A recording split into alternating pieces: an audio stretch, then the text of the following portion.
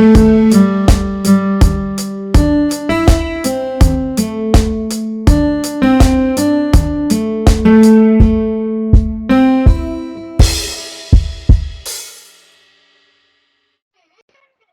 my lovelies. This is Tabby here from tabbies.ca. And today I have Rita.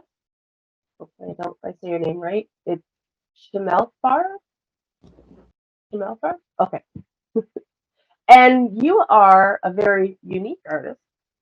You do, how do you, like it's stained glass, but how do you, like you just call it stained glass? Because you do all I'm kinds of, a painter. pardon? I'm just a glass painter. Simple. Glass painting. But you do fuse the glass and you put it together like traditional stained glass as well. Um, Honestly, those faces you make though are they're just beautiful. Thank you. Like it really does look like it's a real person in the glass. It there is there are techniques one can use. Like it's just like with regular painting. Anything is possible. You just have to learn how to do it. So, now I know when I was looking you up and stuff, I got to see the story of you seeing your first stained glass window. And honestly, like I I seen you in the other interview where you talked about it, but reading your bio on your webpage, like, just I can almost feel how overcome you were by that. Can you talk to us about that at all? Sure. It's as you said, it's written them up in a bio on my website, so anyone can read through it and see, where I exaggerate a little. Um, Stained glass wasn't something I was exposed to when I was a kid. I mean, I know it's everywhere here. You go into a church and it's pretty uncommon to find a church that doesn't have stained glass. But I grew up in USSR and religion was a persona non grata in Soviet life. So most people wouldn't go to church. There were very, very few churches. They didn't have embellishments, and it's usually was a place where your grandma would go to once in a while, but not you. So I wasn't really exposed to stained glass. I just, I kind of sort of knew that it existed. I had no idea what it was. So when we left USSR, we were on our way as refugees. We were passing through Europe, and we ended up in Vienna for 3 days. I think it was 3 days. And the very first cathedral I walked into had this humongous rose window. I mean, it had more than just one rose window. It had lots of stained glass in it. But I kind of turned around and there was this just huge portal to divine, which is what stained glass really is. Um, and I couldn't move. Like it was a very visceral physical feeling. Like when kind of sort of like you get abducted by aliens in a movie, this stream of light comes in and drags you and you go, oh, that's pretty much how it was. That's so crazy. Like it's almost like stained glass decided that you were it for it. You were going to do it. I wonder, maybe if I was exposed to it early, it wouldn't be as dramatic. Or maybe I'm making it too dramatic. But in a way, when something happens to you for the first time and it sticks with you, you kind of sort of try to analyze what it exactly means. And I think to me, it became a conversation about what glass really is. And if you talk to glass people, and God forbid, you talk to a lot of glass people for long periods of time because you will be overwhelmed by, they talk about nothing but glass. There's something, this magical quality of glass that everyone who's been drawn to glass kind of tries to tease out, like, why glass? You know, there is obsession in the stained glass community over the material itself. Like, I wouldn't be an artist at all. I wouldn't be a painter if glass didn't exist. Like, I paint because I paint on glass. So the glass itself, well, think of light. We do Yeah. not see light. Light just permeates everything. Like, it exists. It's a divine force, but it's invisible to us. In order to see the divine, you have to put something in front of it. You have to put something between you and the divinity to make it Yeah. visible. And stained glass is this perfect prism. So you take a piece of glass and you obscure the light, and that's how it shines through. That's how you see the image. That's why divine is visible, because there's something in front of it. And because glass allows us to do it, stained glass artists are like just full of themselves. Because with the workers of God, and I am actually not a religious person. I'm agnostic, so in a way that I guess that's a contradiction in terms. No, but the idea that it is divine light is almost palpable when you look at art, like the art, especially like your art, even the one behind you there. Like you can feel an energy that passes through, like that the light passes through that glass. There is something there that's picked up, and divine might just be the best word for it. Well, light is without light there will be no life. So that is our perception of divinity. It's something that gives life. This And is true. glass is one of the few mediums that allow for not just reflection, but also transparency. You get light that passes through. That's why it's so magical. No, and it is, and you are just amazing at manipulating that light passing through. Like the images that I see in your art are just they're awe-inspiring. Like they make you stop and think about it. Like um, all the pieces I've seen. The one I really loved was that refuge one, the one with the tree and the roots and little. Like it's just the colors are so vibrant, and you feel like there's more to the glass. Like the glass is talking to you almost. It's weird. It's an experience. It's not weird. It's actually made that way on purpose. So it's hard to see in the image. But the glass is not smooth and even. There are fused pieces. So when you look at the foliage, especially, it's all textured. Like you can't really paint that in. It's Oh, 3D. That's why light breaks in a way and shines through in a way that it does. Again, thank you, oh. glass. No, and I would have never even thought about that either. Like I've not done any glass work, so I mean, I've seen plenty of stained glass windows, and I've seen people, paint on glass before, but I've never done it myself. I don't know much about that actual art form, like how the process works and stuff. Like, like for example, what is fused glass? When you fuse the glass, are you actually putting them together somehow? Yep. Uh, so you have to be kind of aware of chemistry and very much aware of physics when you put glass together, when you fuse glass together. Um, there are there are different ways to do it. The traditional way is to use the crucible and take glass to about 2500 degrees. In that case, the glass really becomes like not water consistency. It's still viscous, but it's very fluid. It mixes together well, and it doesn't really matter whether what you're mixing is compatible. With and so it's called hot glass. It's not what I do. I do not have a crucible. I don't want to burn my house down. My studio's in my basement. Although it's tempting sometimes. Anyway, then there is warm glass, which is what technically fusing is at this point. And in case of fused glass, one has to be very much aware of glass compatibility. Glass is taken to about at maximum 1700 degrees. Usually, the temperature at which glass becomes one solid chunk is like 1525. I'm talking about Fahrenheit, not centigrade, Okay. still in Fahrenheit.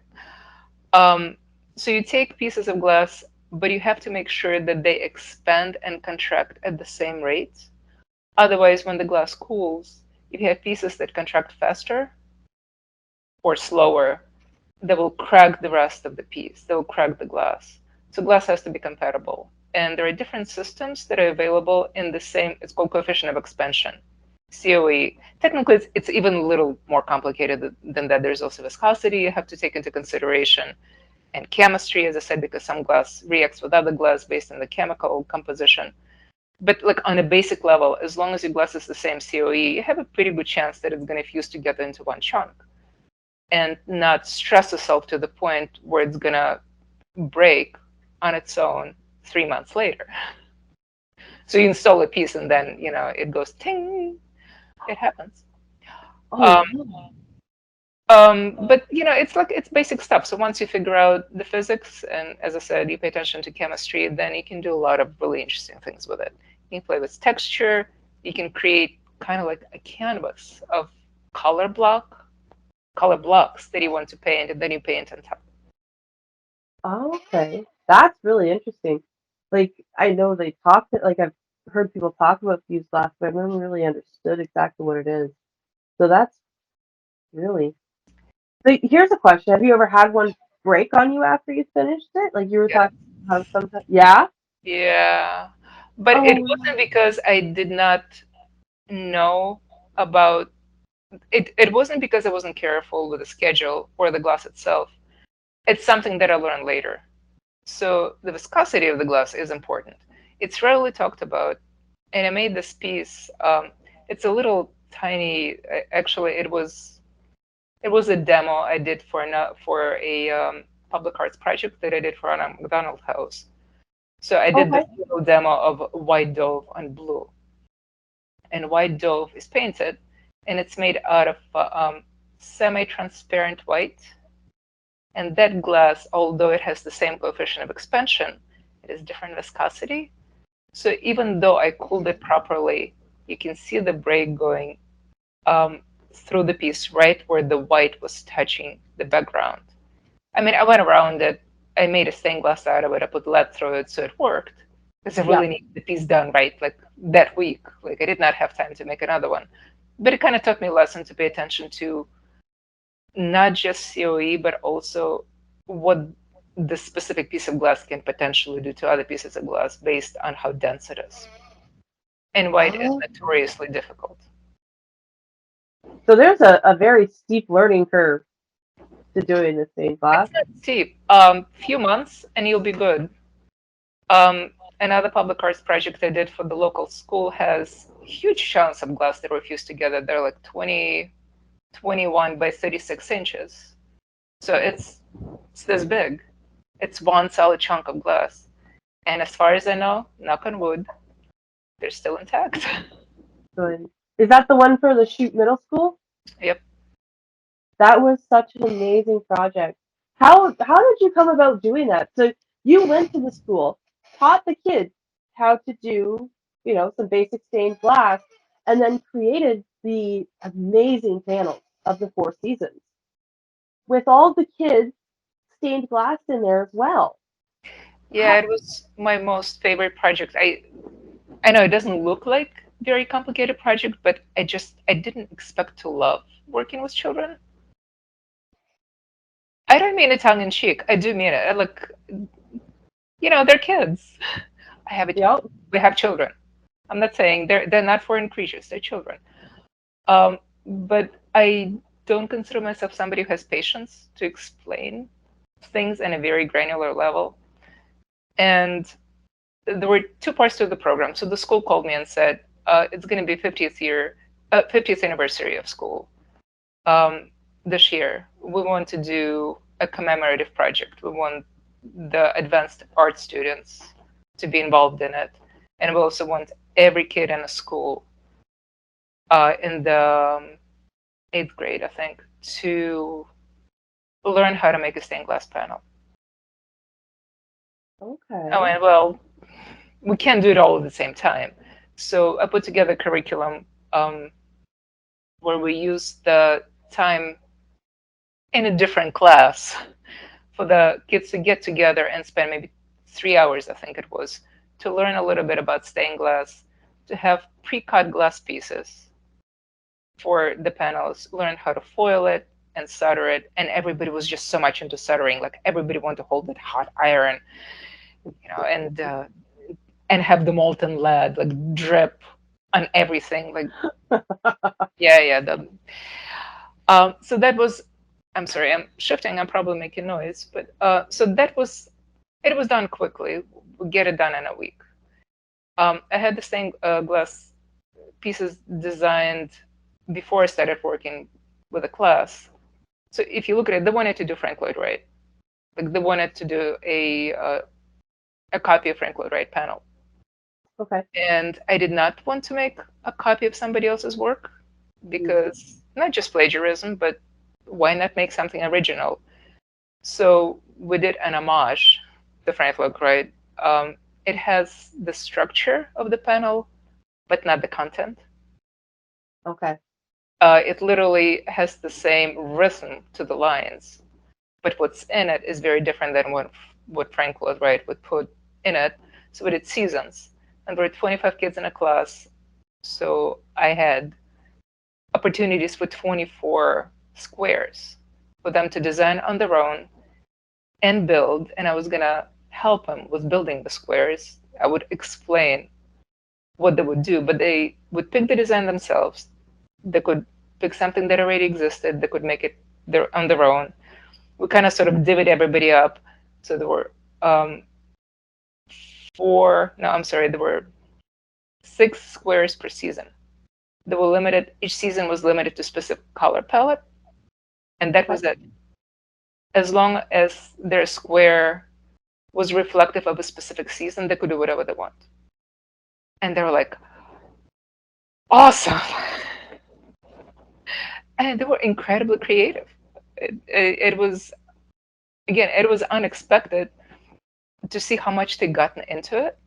I mean, part of it is they got to break a lot of glass, and there's satisfaction to taking a hammer to a chunk of glass in the middle of your school day and just making as much noise as you can, and not being punished for it. So yeah, there was some of that too. Oh yeah, it would be very liberating for the kids. Like all of it, the breaking of the glass, being able to put them together how they want, creating with the molten lead, like that would be like my boys would be all over that. You know? If I was in 8th grade, I would be all over that too. And we were lucky that the school had a kiln. It's not a glass kiln. It's a pottery kiln. So it Okay. could only fit 4 squares in it at a time, and that was it. So I didn't have to take the glass that the kids were making out of school and transport it Oh, back to my perfect. studio. We did it right in that classroom. We fired it right in that classroom. That was fantastic. That's awesome. That's so awesome. So, what was the part about teaching the kids that surprised you the most? Was it just how enthusiastic they were?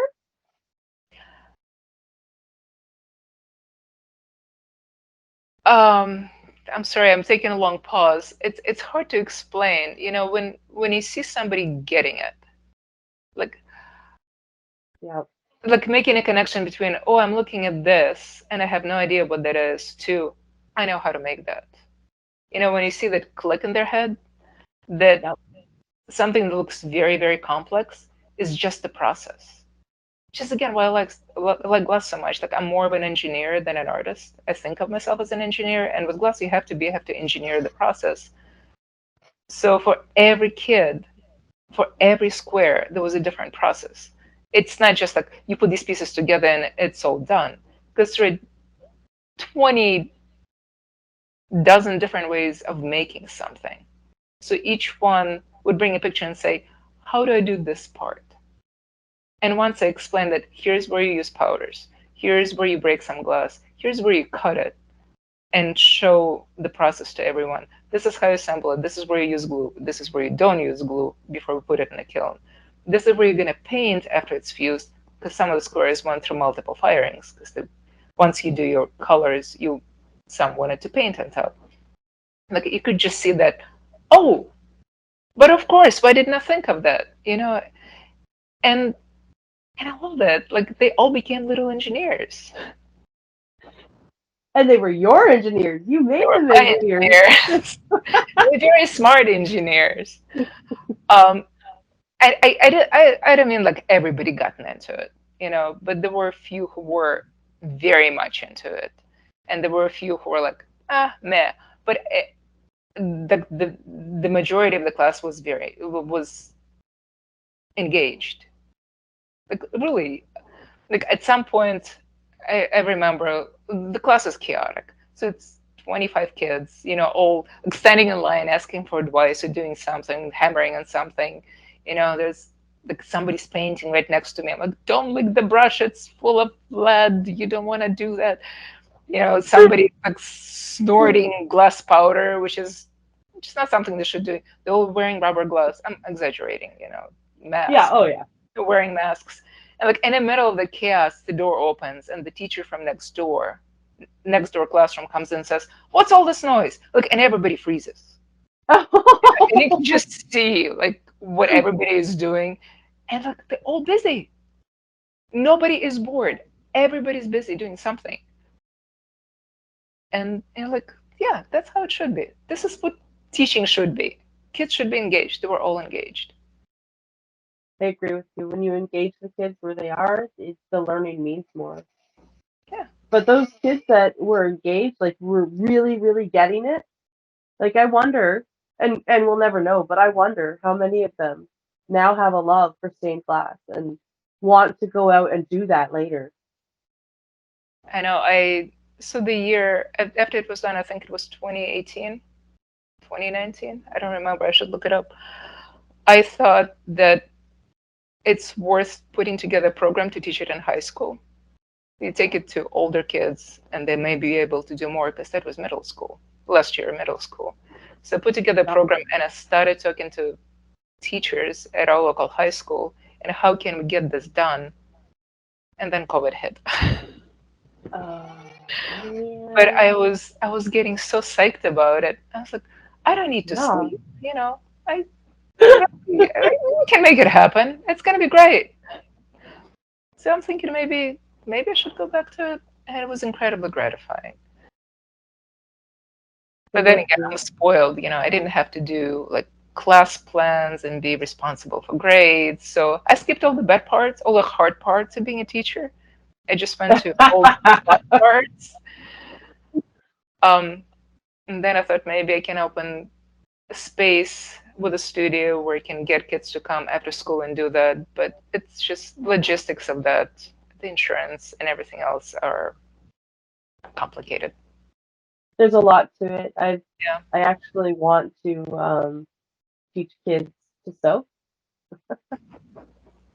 but that's a long and arduous process. There's a lot to it. Like you not only need space, you need insurance, you need to have the machines. Like there's so much Yep. to it. And when you're dealing with minors, there's also the other consideration of legalities too, right? Yeah. Yeah. Yeah. Yeah. But amazing, just amazing. I Yep. hope that you get to go back to high school and be able to teach them because, I mean, they're missing out on something incredible. So if you go to a high school, can I pretend to be a high school student and get in on that? All right. Because I honestly, like, I would love to do that. What you're doing there is, it's like magic. It's like Yeah. liquid magic. I don't know how to explain it other than that. I just give kids really dangerous materials which can, make them bleed and potentially develop lethal diseases and tell them they can do something with them. I mean, it's better than Isn't drugs. that what art is though, right? Right from the beginning Right. of art, like we started with stuff, pigments that cause people to go a little crazy, and Yeah. I mean, what's a little lead paint? It never hurt anyone. Oh, wait. yeah, I probably grew up in a lead crib. I'm probably of the generation where my crib was probably lead painted or something. And look at us. Yeah, I don't know. We're making art. That's what I mean. We're the same ones, I think. Yeah. Oh, I love that you're doing this work with the schools and stuff. Like, um, it's it's beautiful for the kids, and it's a lasting thing too, right? Like the school gets to show that forever. Those kids get to grow up and come back and be like, look what I made. Like I did that. That my artwork is hanging in that school now, and so it kind of is good for them. Yeah, so it was the graduating class that year, and the installation went after the graduation. It happened in June. So the kids didn't get to see the panels when they were being installed, but um, I somehow they've learned that they were being installed. So I was told that they came in like one at a time and were like just looking for their little piece. I Yeah, the timing was a little off, and yeah, I hope the panels stay there for a while, at least to remind kids that they can do fun stuff. They can do anything. Almost. Well, you're limited to your resources and your mindset, really. Mm. So, talking about these installations you've done, like you did the one at the school, and you were looking at hopefully doing high school, which, oh man, I really hope you do. I hope you can get into a high school because those kids don't know what they're missing yet. That brings me to the Ronald McDonald House. Like those, so you have the two panels, the one with the rain boots, Hmm. and the kids are stomping through the water, and the one with the kite. And I mean, honestly, like when you look at them, they are seemingly simple. When you look at the picture, it seems like it would be simple, but they're profoundly erotic. Like they just, to me, they scream childhood. Like you can almost feel that energy of having kids around playing through those panels. That was the intent, and I'm very glad that the committee that awarded the commission actually went for that design, because originally, so the house was being built. The house didn't really exist. They were putting a brand new building, and it was made in arts and crafts style, very traditional.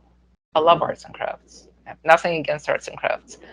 But what they asked for were nature scenes in specific palette. So I wasn't the only artist who was asked to do a proposal. The theme of proposal was make something that fits into arts and crafts proper like mission style house. And I kind of did that, and I let it sit for a bit. I had a few weeks to get the design done, and it was just bugging me. It was not right. And then somehow my brain went like, it's not what they need. I mean, what they have are kids who are going through some really nasty medical situations where they can't even do those procedures at home. So they're away from home by some medical facility, removed from their environment. They're, you know, every day sitting there in the lobby under these very proper panels in a very proper house, waiting for the transport to go like to chemotherapy, among other things. Like they kind of sort of need to be in something that is with energy and reminds them of how joyful their life can be when they're done with this. Um, and that's how the panels just and then it was easy. Then they just sprang to life. And they do spring to life. Like they look. It's almost like they're real. Like they almost look like they could be really people's boots and really someone pulling that kite. Like it's just. I wish I could see them in person because I bet you in person they're way better. Like you know, a picture can only do so much. Well, I hope they uh, make kids' lives better. I'm sure they do. I'm sure they do. At least give them something to imagine too, right? Like Yeah, your brain's such a powerful thing. The ability to imagine things is so powerful. very And like true. I said, what's that? Very true. Yep. Yeah. It's the one thing we all need in this life to be able to make it through is an imagination. Just Yeah, not too much, or you'll be scared of the dark, right? yeah. I mean, maybe is there anything other than imagination? Yeah. Aren't This we is imagining true. this whole thing? That's kind of But let's not Matrix, go isn't there. it? This may take us another 3 hours. Yeah, true. Uh, um, yeah, the art you're making is gorgeous, and you don't do things like you do things more like a traditional artist. So you go to like galleries. You don't sell on Etsy. You have your own web page. Um, but you said like you had like what do you think about doing the galleries and stuff? Like I know lots of people do their paintings and stuff, but they're kind of fearful of that type of a part of it, right? Like there's a lot to it. Fearful. I'm not fearful of it. I've done plenty of group shows. I've done a solo show. Here's the thing. I'm lucky in a way because I don't get to choose much when it comes to galleries because stained glass is not considered art. And oh yeah, it's a craft. Um, that will be a very long conversation. How much time do we have? You know, So my access to the high-end galleries is limited. In a way, I kind of feel like I kind of feel like we have to create, like the stained glass artists have to get together and actually create our own way of making this art available to the public. okay. Um, so yes, I can put it in a craft show. I can even put it in an art show, um, but not too artsy, not high art because it's not high art, so to say. And hope and pray that um, a high-end gallery would actually consider it an art and not beneath the level of what they're selling. And it's not all glass. Um, Glass objects, studio glass, is accepted as art. What So is studio glass? studio glass, think of vessels, like Oh, okay. in Italiata, the Italian glass blowers. So glass blowers can create art that's accepted. But if you paint on glass and you make stained glass panels, if you make flat representational images, um, there are very few artists, I can probably count them on my hand, who have broken through this stained glass is not a craft, it's art barrier. There are very, very few of them. And none of them live in Chicago. See, I don't. For me, I don't understand how anyone could say that what you're making is not art. Like that is, it's Well, some of it is tied to how stained glass is representational. So traditionally, it was put in churches, right? yep. And it can be decorative, or it can be put in other people's homes. Anything that has so it's specific. It either describes religious scenes or it's made to beautify your home. Okay. And here's where we get into the concept of what modern art is and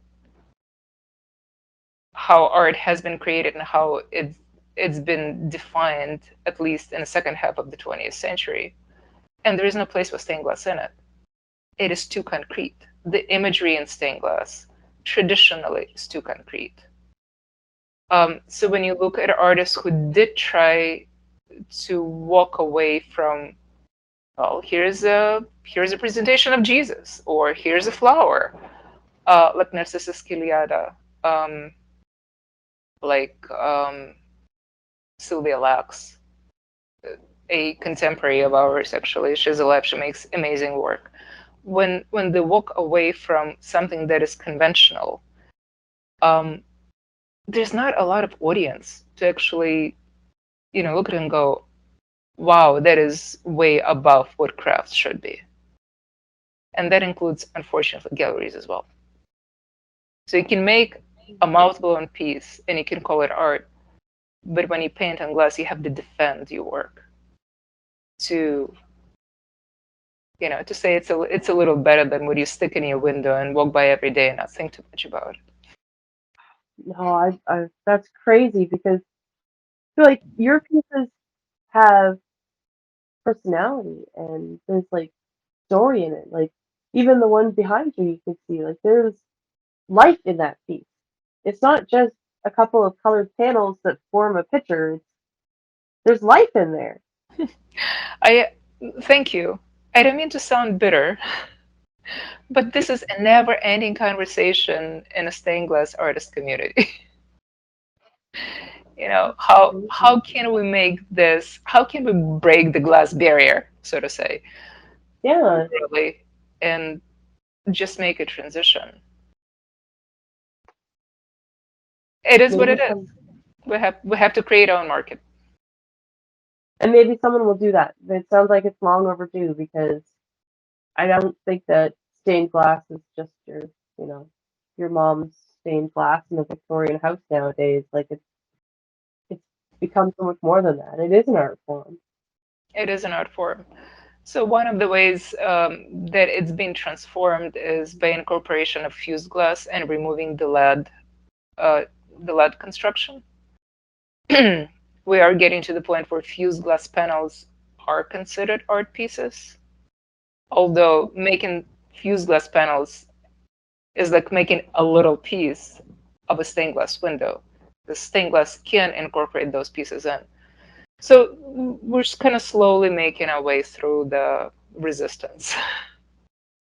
And there are artists who are diving head into that, and things are moving and things are changing. Which is good. Sounds like this is something that should have been changed a while ago because yeah, it's it's hard when you are making something that's art that comes from your soul that speaks to people, and then other people aren't calling it art. I couldn't imagine being so. It's almost like they're taking away something of your work. Oh, come on, it happens to everyone. It I'm does. sure it has happened to you too.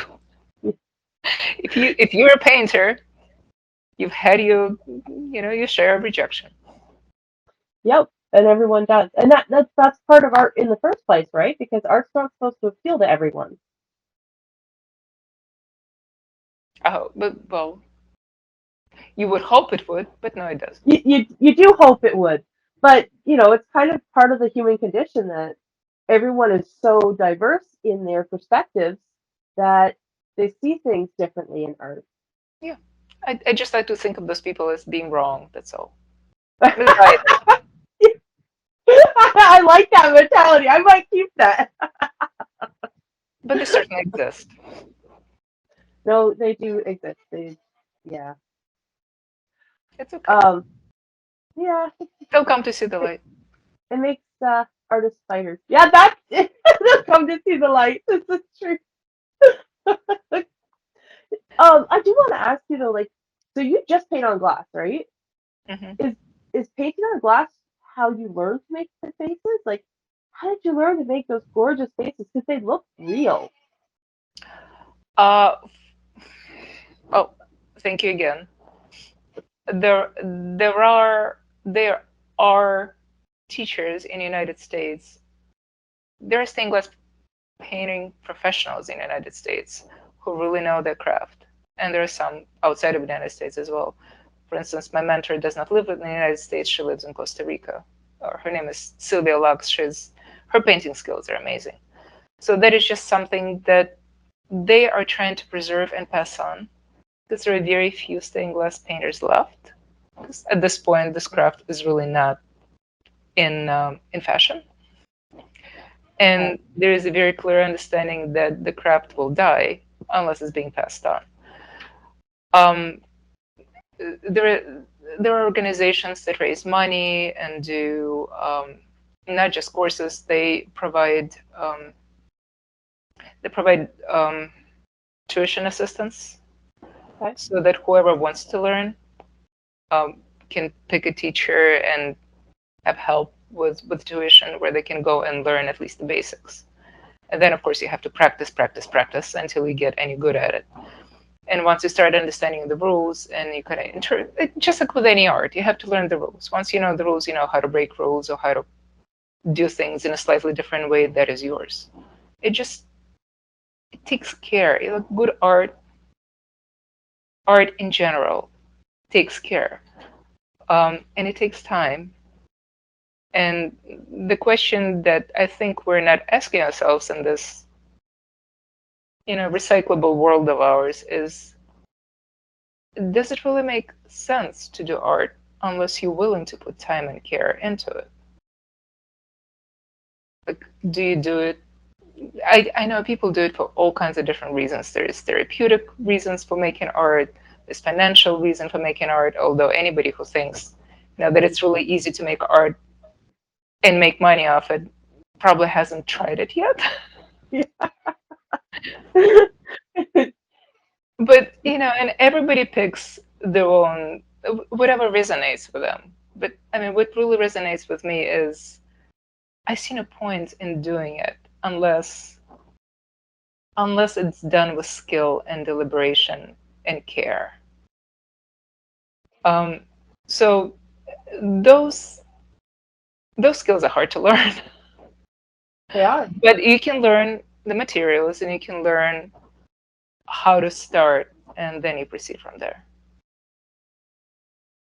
Some of that seems to once you've learned all those skills and you start to develop your style, the rest of it kind of comes from heart, what you're willing to put into the art. Yeah. Yep. It's very common when for anyone. I mean, if you look at kids and when they learn something that's difficult for them, math, reading, the first impulse is just to rush through it. Like you're gonna power through it and you're gonna make it happen, and it doesn't happen, and they become frustrated. And that's kind of, I think, it's the first barrier to making art. When you feel resistance and when you feel yourself just rushing through it, going, "Oh, it's gonna be fine," it's not gonna be fine. Um, so as Sylvia, the one thing Sylvia did pass on to me, which I can't thank her enough for, is when she was watching me paint, she like took me by the shoulders and went, "Slow down. You do not have to attack it. It's not gonna it's not gonna come out the way it should if you hate it. Like you can't hate what you're making, and you can't really be. You have to be careful, and you have to approach it as a friend.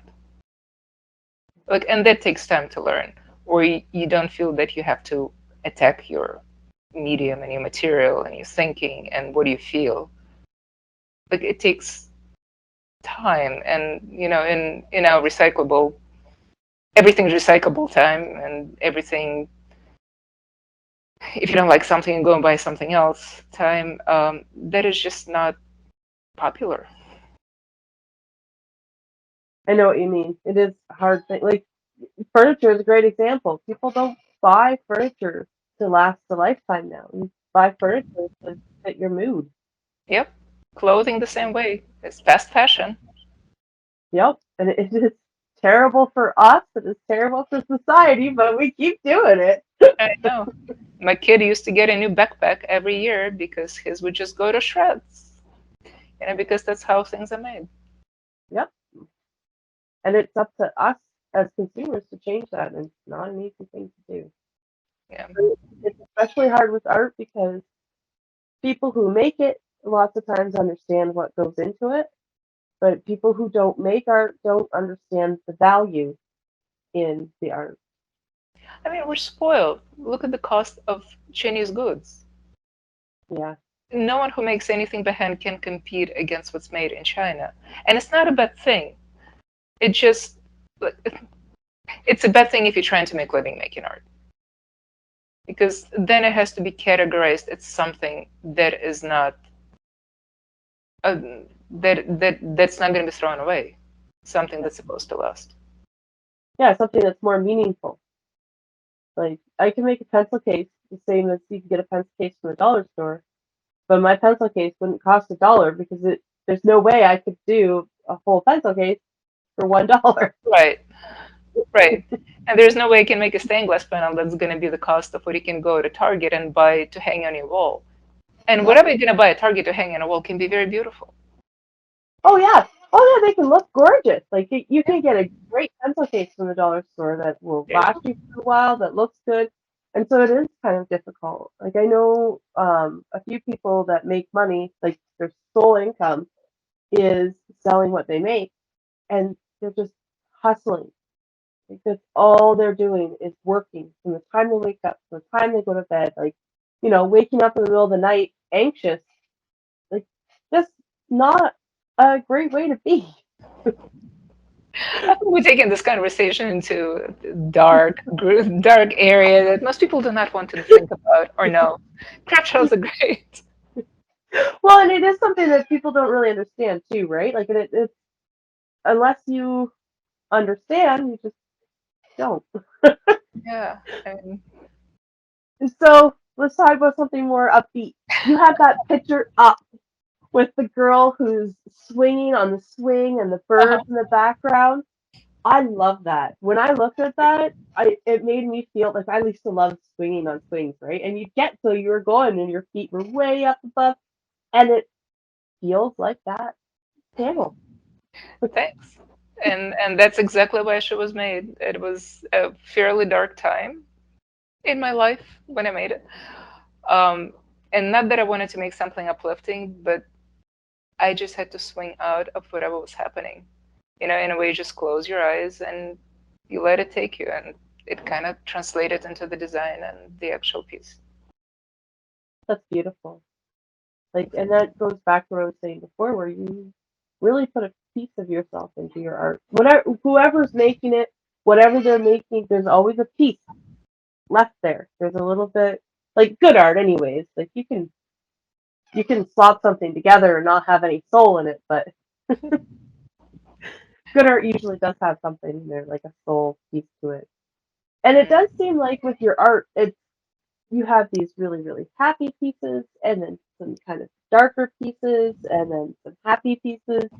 So your new series that's coming up, the Mm, Female Archetype, is yes. this going to be more of like a happy kind of series?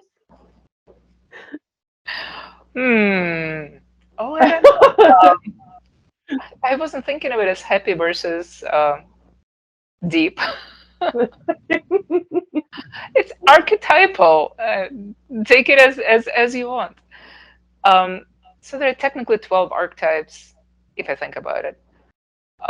But I decided to keep it limited to the mature archetypes, and that's the king, the queen, which is wisdom, um, lover, which in this case is transcendence, the warrior, which is the life force, and the magician, which is an artist, you and I, um, and embodying them. So my idea of what good art is, if you look at the painting, it's not necessarily completely like a complete photograph or photographic or ultra realistic image of something. It's something that makes you feel, it makes you that leaves you with a way where you keep on thinking about it, and it also kind of hooks you in some way where you can relate to it on not feeling, not thinking, but like archetypal level. Where in order, let's say you're looking at the queen, and in my interpretation, it's an old woman. She has wisdom. So when you're looking at the image, it kind of grabs you from that point of view, not just seeing somebody of a specific ethnicity or in a specific dress, but it's also, does it invoke for you what it feels to have wisdom, to run your house, your job, your kingdom, your country, whatever it's going to take, on whatever level you're going to take it to. Like, what is it for you to be in that place? The place of responsibility and organization and joy, I guess, or Yeah. burden. So and again, it goes circular. It's feeling and thinking and archetypal kind of hook all together. So there are four pieces that kind of go together. I've painted two. I have two more to go, and then I have to assemble them in use lead. Well, it's still allowed. By the way, it's kind of being phased out in Europe. Like, and stained glass artists are at a loss at if the law passes at how they're going to be making stained glass, because the use of lead products would be prohibited in making stained glass. But it's not a law yet, so it's not a law in the United States either. not yet, so I can still make the panels. Otherwise, I'd have to think about the materials. And then I'll, after they're born, they're technically already born. After they're honed and kind of sort of grown, I'll look for a home for them and see where And they want to go. they're gorgeous pieces. Like when you talk about the Queen Wisdom, uh, looking at the lines on her face, like, there's so much. Like she is the embodiment of what it takes to know things. Like you have to wait until you're much older than being a young person to know the wisdom of the world. Like it's young people don't know the wisdom. It's something Except you for you and learn. I, we're good. Oh yeah, We're at that level. Yeah. and we're still 29, right?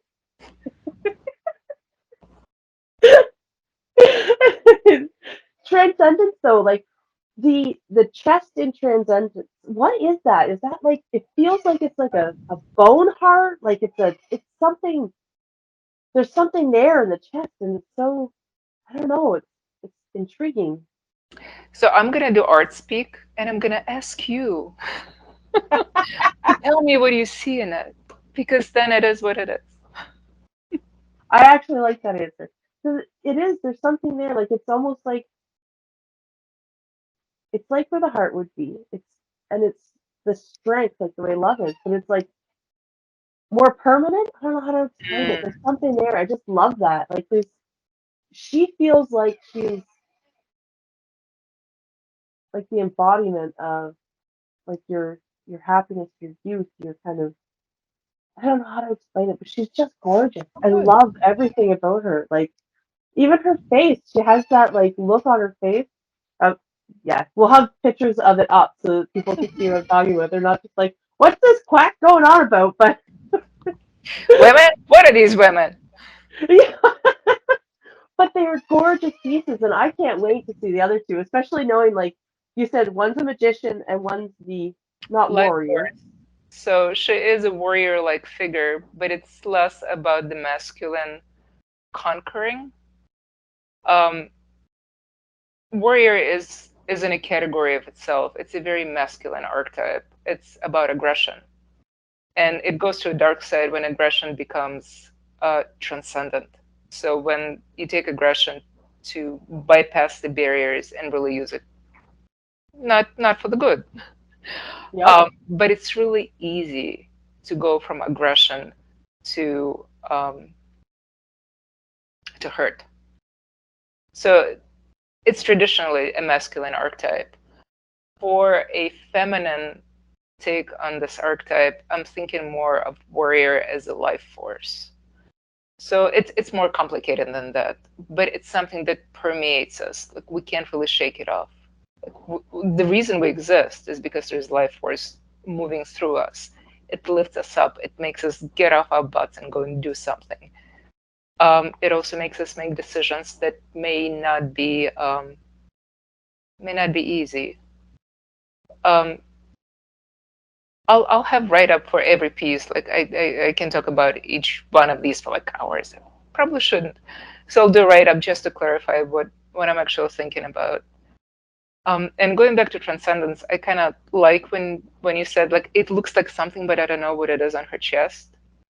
That was one of those designs and moments that again very hard to describe. But when you start doing something, you kind of sort of know what it is, and Yep. it happens once in a while to me. Like I know what it is. I'm gonna put it this picture. I think it's gonna be hybrid of maybe a flower and a bird on her chest.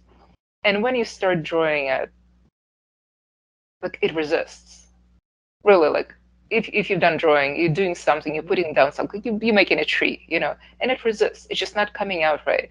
And you spend so much time on it and go, yeah, I shouldn't be spending so much time on it. And at some point you give up and you go, I don't know what it is. I know that it's there. I have no idea how it's gonna come out. I give up. I can't make a mistake because I do not know what it is. And at that point of giving up, it starts coming out. So you don't have to force yourself to make it into something you think it is, because it like if there's this resistance, it means you're seeing like a holograph of it maybe that is distorted, but you don't quite know what it is. You're just grasping at it going, I think it should be a tree. I think it should be a bird. I think it should be a flower, and it isn't. So that's what came out. No, It's it is. I like it. it's a hybrid. It's a hybrid of something that maybe kind of sort of looks like a heart, maybe kind of sort of looks like something bursting out of a chest, maybe a flower, maybe a bird. There are roots in there, which I absolutely did not plan for, and they're there. It almost transcends our understanding of it. Mm. But it is so like it's thought provoking, and it sticks with you. Like I've thought about that so many times, that picture, and it's just I really like it. I really like it. I can't even wait to see till it's done. Me too. I know that feeling. Like when you say me too, I understand that because people will be like, "Oh, I can't wait to see what you do with that." And I'm like, "Yeah, I can't wait to see what I do with it either because right now I don't know what's gonna happen." I know. I posted that picture on my page in Facebook because it just wasn't right. Like it actually needed a little more work, and I knew it, and I was almost done with it. I was like, when does one know when it's done?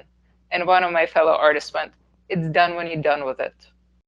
I was like, yes, that's it, Yeah, and that was and you that. have to listen. You have to listen to yourself too. Oh, I am always wrong. I no, no, no. She's confused. She's not my good advisor.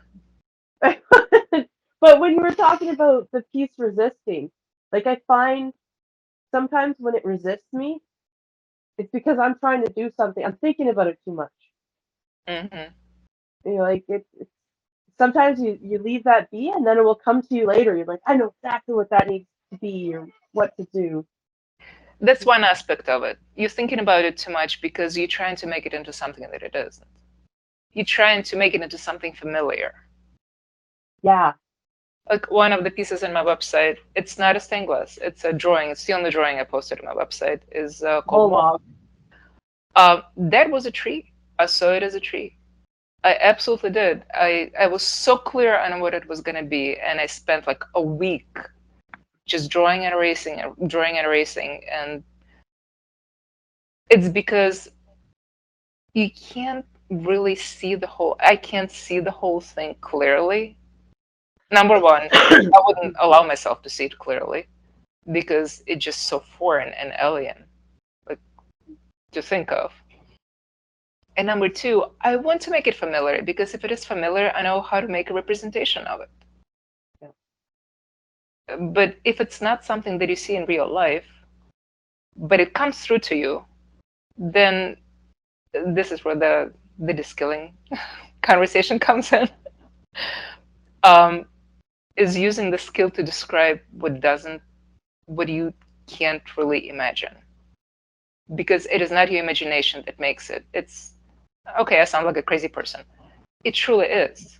I mean, in a way, it can only be in a specific way, and it's not necessarily because you're imagining it that way.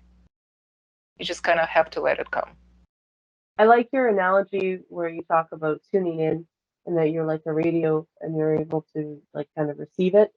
I like that analogy of it because sometimes it is like that. It's almost like something that's outside of you, like something outside of you is creating this. Like you're like a conduit for it in Yep, an odd way. yep. You do download and you look at it, go, my brain did not make that. Thank you very much, but sure, You look let at it it, you're like, be. where did this come from? Not me. But and there's something about art that isn't talked about a lot, but it is like that, where sometimes what you're creating is almost it feels like it's not you. It feels like it didn't come from you. Like and it's weird and maybe not everyone will understand that, but yeah, it's a unique feeling when you stand back from something and you're like, not really what I was seeing, it's not really but it's what came. And what came exactly? That's what came, and it's more. It can't all come from you. We're not separate from each other. We live in specific societal environment. There are beliefs that we're not aware of, which are not our beliefs, but we kind of sort of house them. Then there are histories and hurts that are not really ours, but they become part of our environment because that's part of what we're steeped in. So all of that kind of sort of comes through. It's not necessarily because we all went through this horrendous trauma, you know. Some people have, I've heard some people have pretty normal lives, um, but myself included. Um, but at the same time, we do channel more than we are aware of. Yeah, I agree.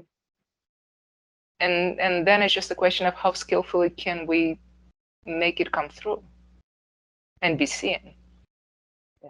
And that's the hard part. That's where a lot of people struggle with art because, sometimes what you see and what you can make don't align.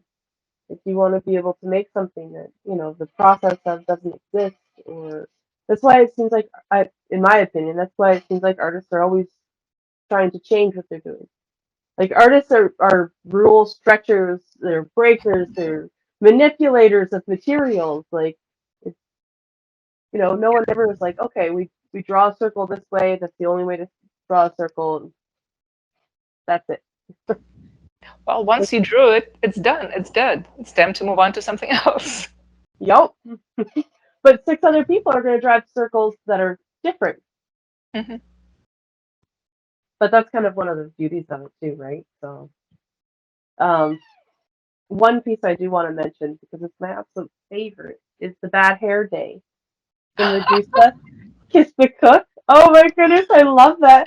How many times have I been in my kitchen and there's people bothering me, and like it's almost like I could wish that I could turn them into stone. It was So I started on the series and I kind of sort of put it away to do the archetypes because archetypes was screaming they had to come out. But I'm gonna come back to it. It's not called women behaving badly, um, but maybe it should be called women behaving badly. It is about this conundrum of kind of sort of again, being locked into this specific state as of being a woman. yep. So you have to carry on in a specific way through life.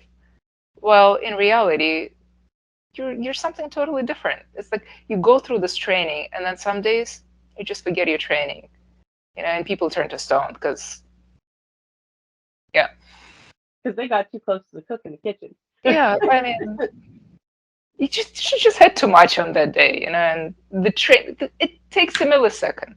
You drop your Yep. training for a millisecond, and then there is like a stone man in the kitchen. Like, okay, but somebody You still has to do the dishes. it's true. It's true. That's why you really have to hope that you marry well and he does some of them. If you have a bad hair day, nothing's gonna save that person other than getting out of the house. That's true. That's Yeah. true because you can change your whole perspective by leaving, going Okay. for a walk, just breathing different air. So the second piece in that series would be Athena being mansplained to how to rule her domain. You know, So how would you do the mansplaining? Because I was curious about that. How would you depict that?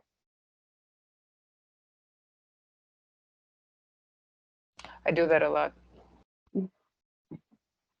I do too.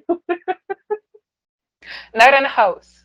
I've got to say, I got very, very lucky. I married an amazingly smart man. But it happens outside.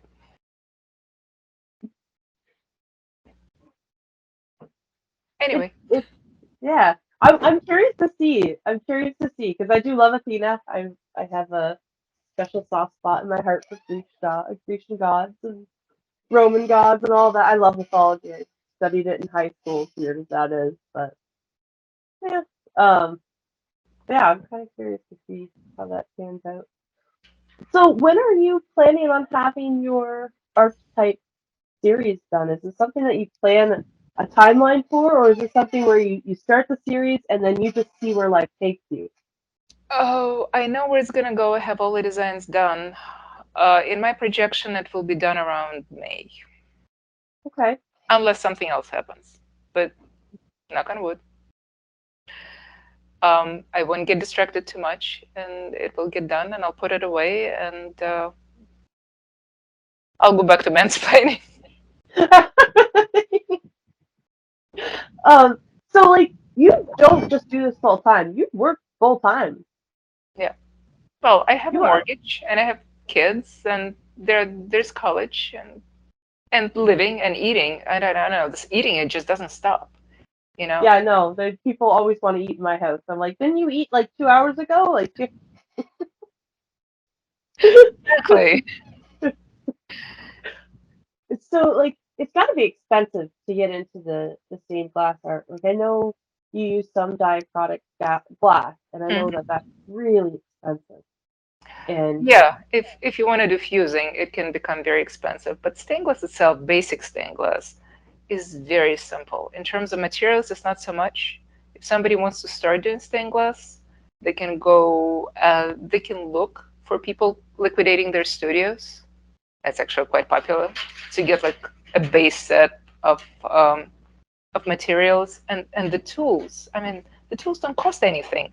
You need maybe $200 worth of tools, and you're done. Really, it's really not complicated. That is, if you don't want to paint, or if you're not ready to paint. But just to cut glass and put it together, the entry is pretty low. okay, but stay like to paint the stained glass is a completely different story then, eh? Yeah, it's because you need to get a kiln, because the paint itself needs to be fired. To give paint permanence, you have to take it to about 1200 degrees Fahrenheit so that it becomes one with glass.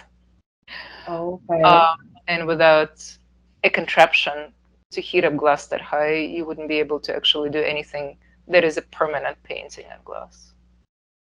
So then you have a kiln at your house then. I have two. Yes. I don't know anything about glass kilns. I always wanted to do pottery, so I know a lot about pottery kilns, but they're quite expensive. So it's something that I haven't done. And again, people do liquidate their studios on a regular basis, so you can just keep an eye on what's being sold in your area and just go and pick something up for like third of the cost. That's a good It can be idea because done. there are a lot of potters around here. You can use a pottery kiln for glass. The You can. major, yeah, oh, absolutely. It's heat. The major difference why the glass is trickier is because it needs to be heated at the same rate. So the only difference between glass kilns and pottery kilns is where the elements are. In pottery kilns, they are on the sides Yep. because your earthenware can be heated not as evenly. It's not as picky about its heat. And in a glass kiln, the elements are in a lid. So you don't layer glass when you heat it up. You only have one layer of glass always. So the kilns are flat because you don't really need the depth unless you're slumping, and the elements are on top. But you can totally do it in a pottery kiln if you heat up and take it down slow. Okay. So as long as you control the temperature rate, you'll be okay. Okay. And what kind of paints do you use for it?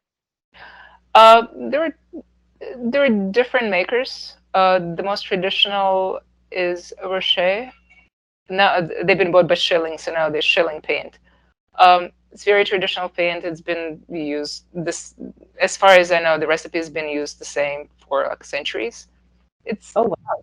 typically technically crushed glass and minerals in a powder form. So you mix it with whatever medium you're going to be painting, and different mediums do different things. And then you put your image layer. It's really hard to get the full saturation of either color or black on a first layer. So you fire it in layers. It's an additive approach. Once the paint is fired on, it's permanent. You can only scratch it off or engrave it off or acid etch it off, but you can't really wipe it off anymore. So it's not like a traditional painting. So you constantly have to think of you painting in reverse. You constantly have to think of, is what I'm painting going to be too dark for the image? So you put Oh, it in layers, and some faces take 6 more layers than that.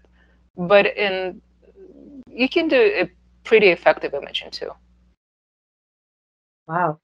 So how long does it take you to do a piece? Like, if you were to do a piece the size of the one behind you, how long would you spend? Because that sounds like it'd be an arduous process.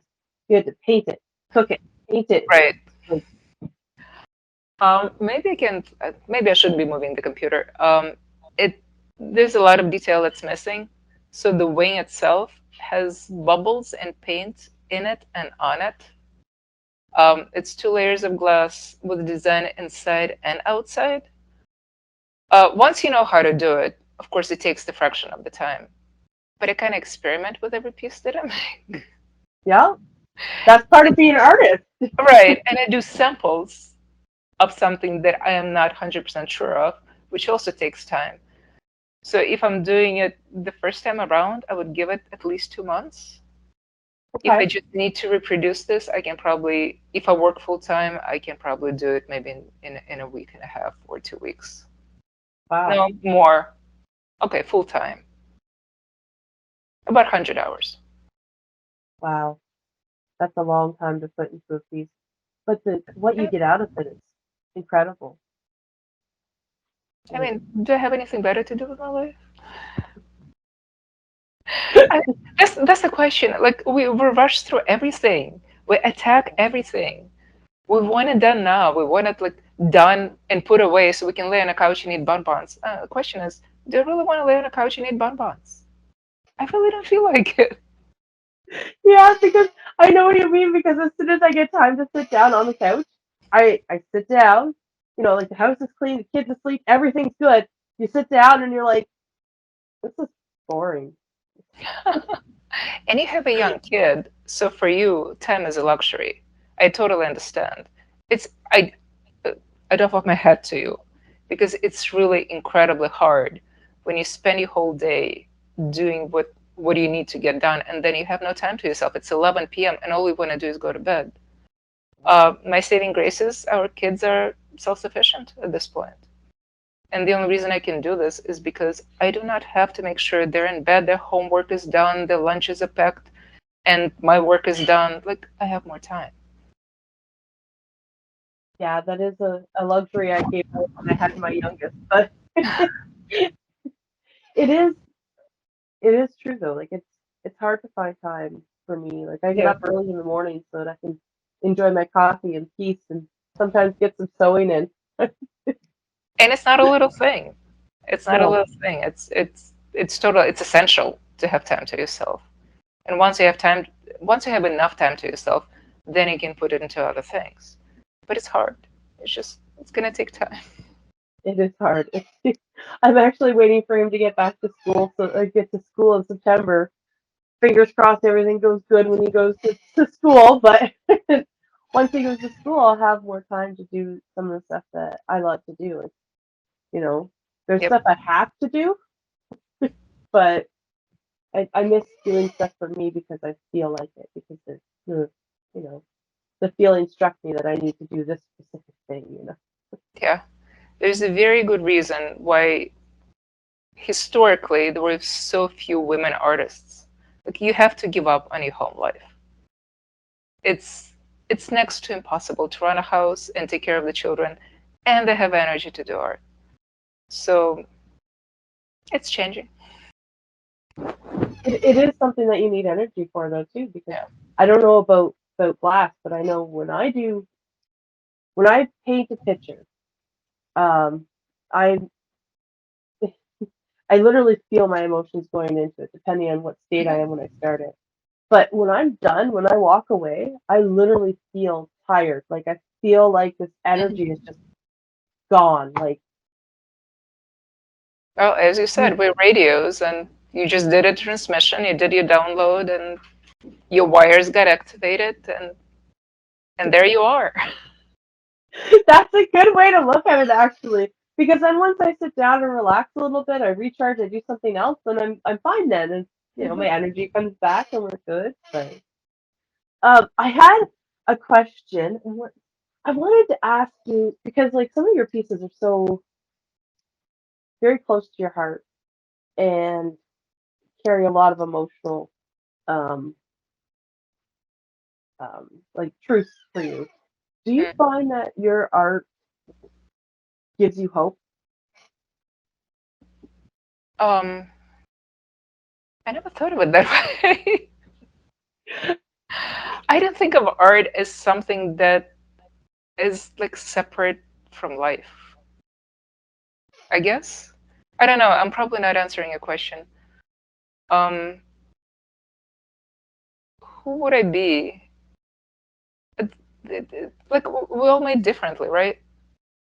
Some of us excel at solving problems, which by the way I love. Some of us excel at building things. Some of us excel at breaking things. Like everybody has a purpose of some sort. I mean, there was a very long time when I did not think of myself as an artist, did not consider myself an artist because there is just so much that's tied into that word. Hmm. But in reality, like I'm not hopeful that I'm made in a certain way. I am made to transmit.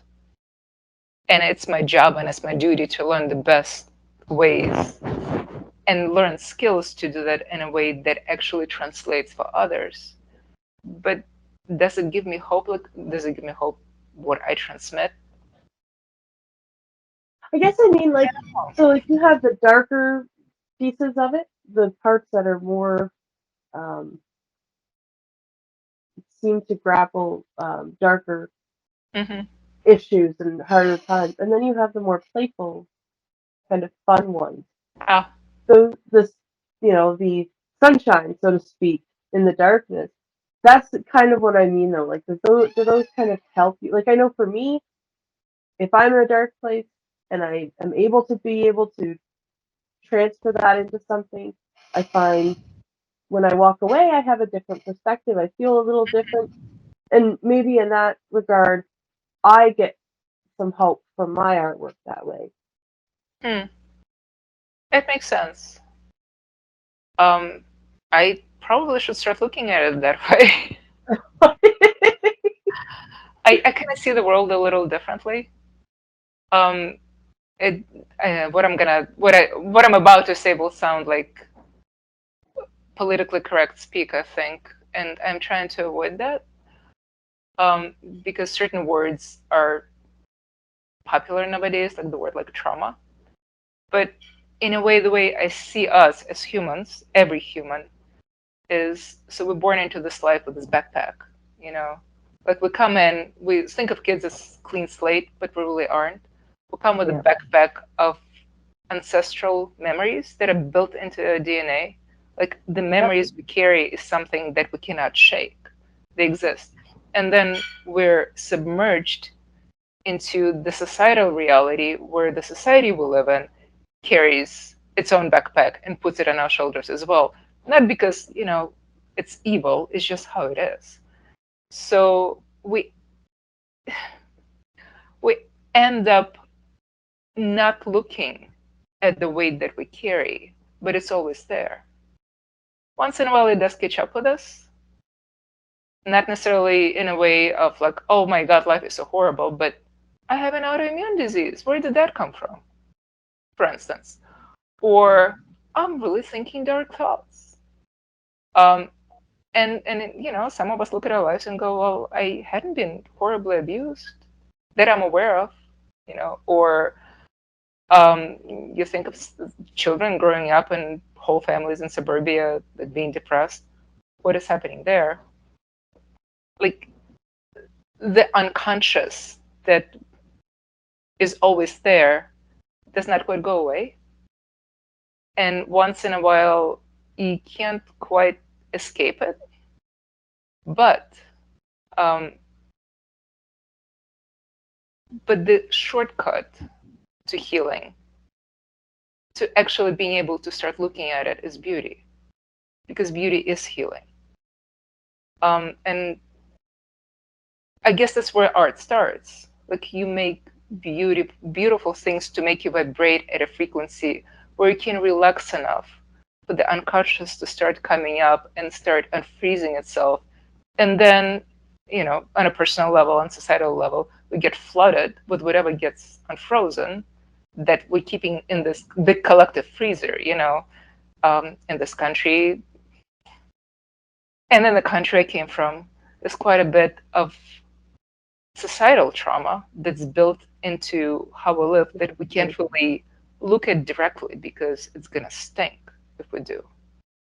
So art is a way of putting in a place where you can start resonating, where you can be strong enough to start opening that fridge and pulling out the really dead pieces and examining them like in their historical context and maybe in human context and say,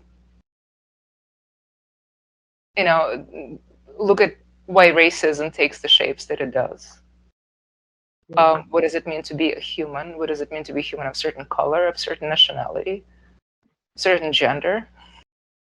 And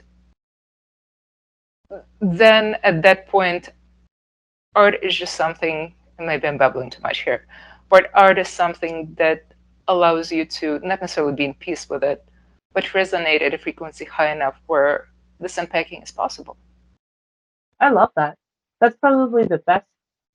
Like, yeah, I love the way you explain that because it talks about how art can change societies and it can change things, and it does change things. Historically, art has changed mindsets of people and driven change in society. And I think that that's right. And we haven't really thought about that like that. But yeah, we do have a backpack we're born with, and then we get society's backpack or backpacks. Go to different societies, right? Like that stuff still stays with you. When you go to a different place and the culture is different, you still keep your old backpack, and now you just have to fill it with new stuff. Yeah. But And yeah, yeah, you keep on carrying it and you kind of sort of numb to it. You have to be numb. It's a yeah, defense mechanism. Like the unspoken elephants in a room, like they're still there, yeah. but you have to ignore them until you're ready. Until you're able to process them, and art allows us to process really tough things that otherwise we wouldn't be able to bring out to Yeah, society. Like you can show art in a you can show some really dark art in a way that society can accept it and be able to see the trauma behind it. Whatever that trauma stems from, yeah, societal or you know.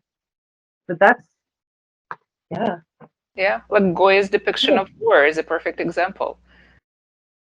If it wasn't done in a way that he painted it, it would have been either propaganda or it would be just too much to take. But he had the skill to make it so well that you can't really look away. You know. Yep. And it's important. That's yeah. Geez, now you've got me thinking. I'm gonna leave this interview and I'm Stop gonna be that. That's not good thinking for you. all that. Yeah. That's not good for anyone. No, that is yeah, I've never thought about it that way, but that's so smart. I do want to ask you, and I don't want to forget about it because I ask every one of the artists this, and I feel like it's really important.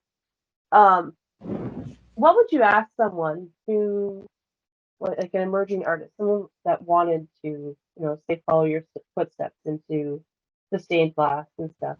What would you say to them? Because you know, when you're going through life and you're making stuff and you're doing stuff, you always think, oh, I wish someone had told me this, or I wish I had known this or understood this. Like, what would you tell an I'm emerging gonna artist? make him cry. I already did. I've been asked more than once. It never ends well. But here it is. Um, if you want to be an artist, if you really want to be an artist, be sure you separate what you think of your purpose from living. What I mean is, if you want to make something, if you might want to make something that speaks your language, Yeah, it's probably going to be unpopular. So if you want to make a living by doing what you do, you can get very lucky, you can marry rich, or you can get a job that pays your bills. And in all three cases, you'd be able to make what you want to make the way you want to make it. I chose the third one. Just saying. Um, highly recommend it. Because if your craft does not craft, if your what is important to you does not depend on you being hungry, being able to pay your mortgage, then you have the privilege and the right to do it the way that is important to you. You can hope you're lucky and get just the right exposure, or you can play the cards right. And as I said, you can do it through marriage. Some people had. And it's a choice. I mean, it's a pragmatic, practical choice. And maybe you'll be in love. Or you can spend 40 hours or more a week doing something that you're good at and you don't mind doing, which is also a choice. But you do have to be very clear about why you're making art. Are you making it because it is important to you or because you think you're going to make money off it? And act accordingly.